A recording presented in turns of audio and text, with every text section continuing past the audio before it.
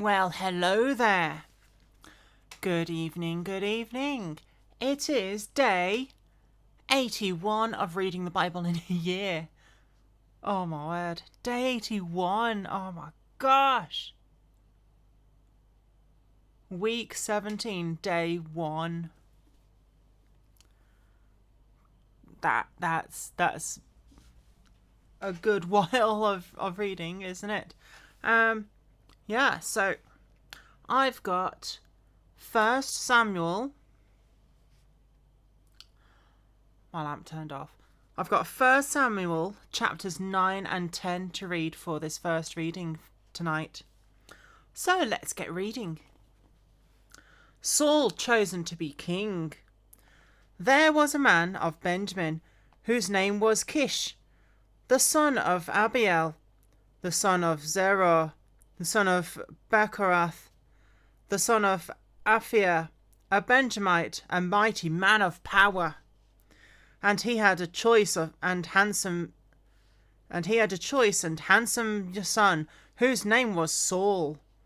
There was not a more handsome person than he among the children of Israel. From his shoulders upward, he was taller than any of the people. I did say he was head and shoulders above, taller than everyone. Now the donkeys of Kish, Saul's father, were lost, and Kish said to his son Saul, "Please take one of the servants with you, and arise, go and look for the donkeys." So he passed through the mountains of Ephraim and through the land of Shalisha, but they did not find them. Then they passed through the land of Shalim, and they were not there. Then he passed through the land of Benjamites, but they did not find them. When they had come to the land of Zuph, Saul said to his servant who was with him, "Come, let us return, lest my father cease caring about the donkeys and become worried about us." And he said to him, "Look, there now is the city, a man of God, and he is an honourable man. All that he says surely comes to pass. Let us go there, perhaps. He can show us the way that we should go." Then Saul said to his servant, "But look, if we go, what shall we bring the man? For the bread in our vessels is all gone, and there is no present to bring the man of God. What do we have?" And the servant answered Saul again and said, "Look, I have here at my hand 1/4 of a shekel of silver. I will give that to the man of God to tell us our way." Formerly in Israel, when a man went to inquire of God, he spoke thus, "Come, let us go to the seer." For he who is now called a prophet was formerly called a seer.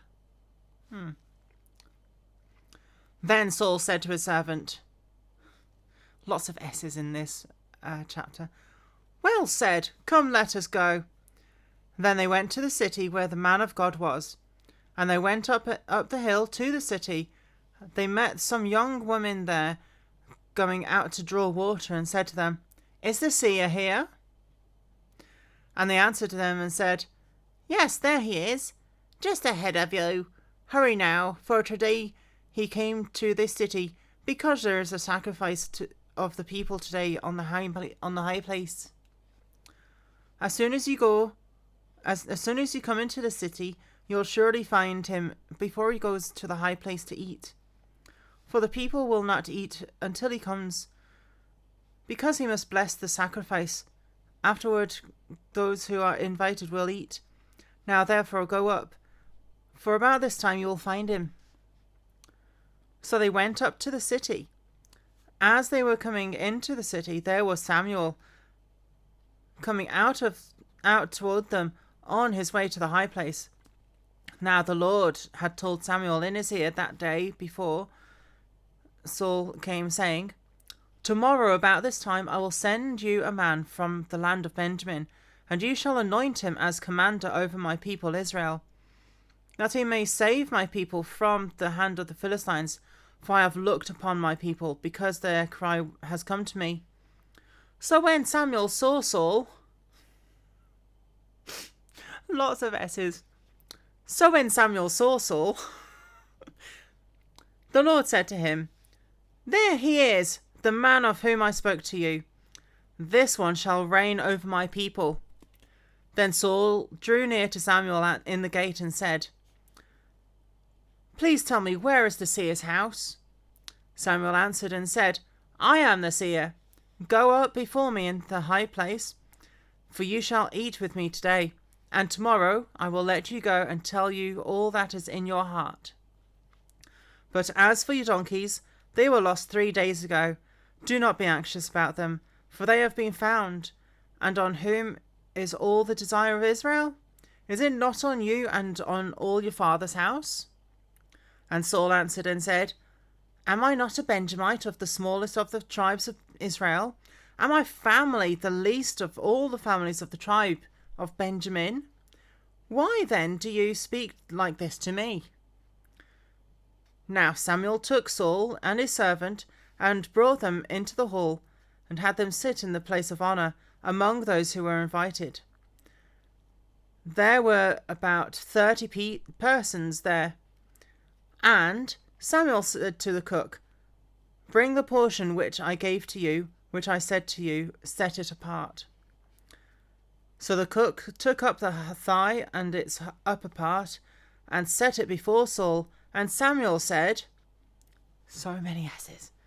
Samuel didn't say that, but lots of S's. And Samuel said, "Here it is, what was kept back. It was set apart for you. Eat, for until this time it has been kept for you, since I said I invited the people." So Saul ate with Samuel that day. When they had come down from the high place into the city, Samuel spoke with Saul on the top of the house, and they arose early. And it was about the dawning of the day that Samuel called to Saul on the top of the house, saying, "Get up, that I may send you on your way." And Saul arose, and both of them went outside, he and Samuel. Saul anointed king. And they were going down to the outskirts of the city. Samuel said to Saul, "Tell the servant to go on ahead of us." And he went on. "But you stand here a while, that I may announce to you the word of God." Then Samuel took a flask of oil and poured it on his head, and kissed him, and said, "Is it not because the Lord has anointed you commander over his inheritance? When you have departed from me today, you will find 2 men by Rachel's tomb in the territory of Benjamin at Zelzah. And they will say to you, 'The donkeys which you went to look for have been found.' And now your father has ceased caring about the donkeys and is worrying about you, saying, 'What shall I do about my son?' Then you shall go on forward from there and come to the terebinth tree of Tabor. There 3 men going up to God at Bethel will meet you, one carrying 3 young goats, another carrying 3 loaves of bread, and another carrying a skin of wine. And they will greet you and give you 2 loaves of bread, which you shall receive from their hands. After that you shall come to the hill of God, where the Philistine garrison is. And it will happen, when you have come there to the city, that you will meet a group of prophets coming down from the high place with a stringed instrument, a tambourine, a flute, and a harp before them, and they will be prophesying.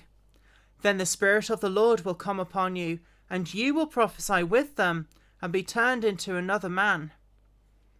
And let it be, when these signs come to you, that you do as the occasion demands, for God is with you.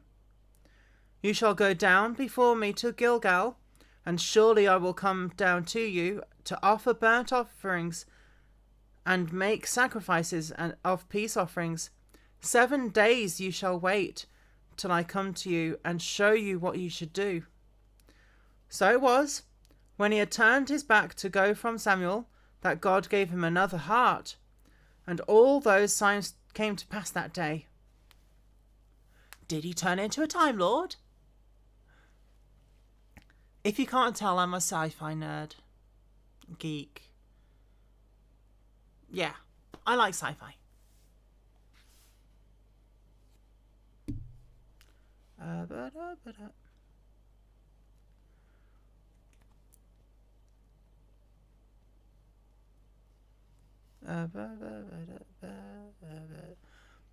When they came there to the hill, there was a group of prophets to meet him. Then the Spirit of God came upon him, and he prophesied among them. And it happened, when all who knew him formerly saw that he indeed prophesied among the prophets, that the people said to one another, what is this that has come upon the son of Kish? Is Saul among the prophets? Then a man from there answered and said, But who is their father? Therefore it became a proverb, Is Saul also among the prophets? And when they had finished prophesying, he went to the high place. Then Saul's uncle said to him and his servant, Where did you go? So he said,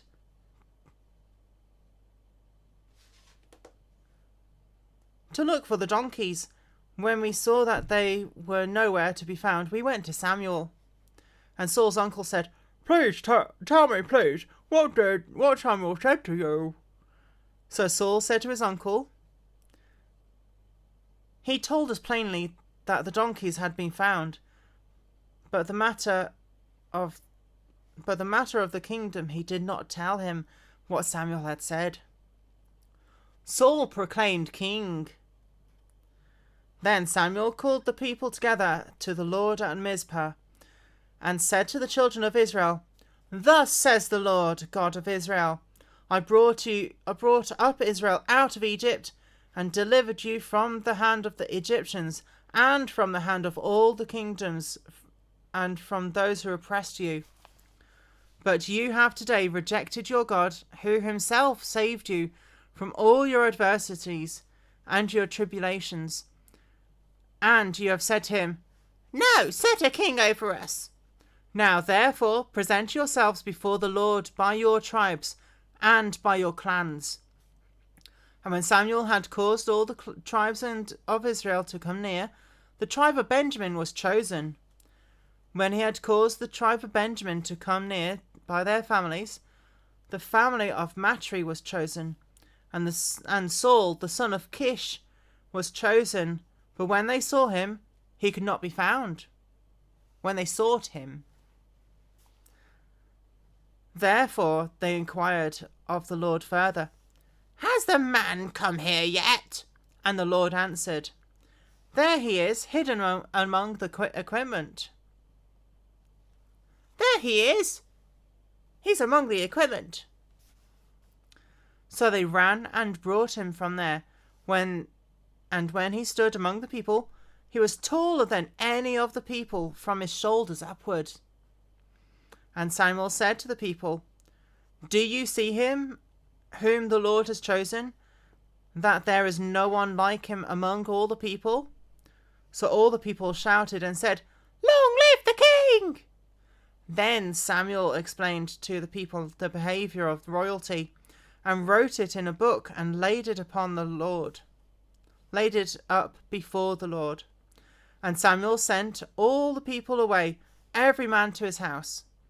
And Saul also went home to Gibeah, and valiant men went with him, whose hearts God had touched. But some rebels said, How can this man save us? So they despised him, and brought him no presents, but he held his peace. Well, yeah. So Saul, the tallest, most handsomest man in all Israel, among all the men of Israel, was chosen to be king. I wonder why. And before that they were like, we don't know this Saul. Who is he? And then he stood up. And they were like, oh, can you be our king? Yeah. All right, so that was the first reading of tonight on day 81 of reading the Bible in a year. And I will see you in the next reading, which is Acts chapter 8. See you in a minute.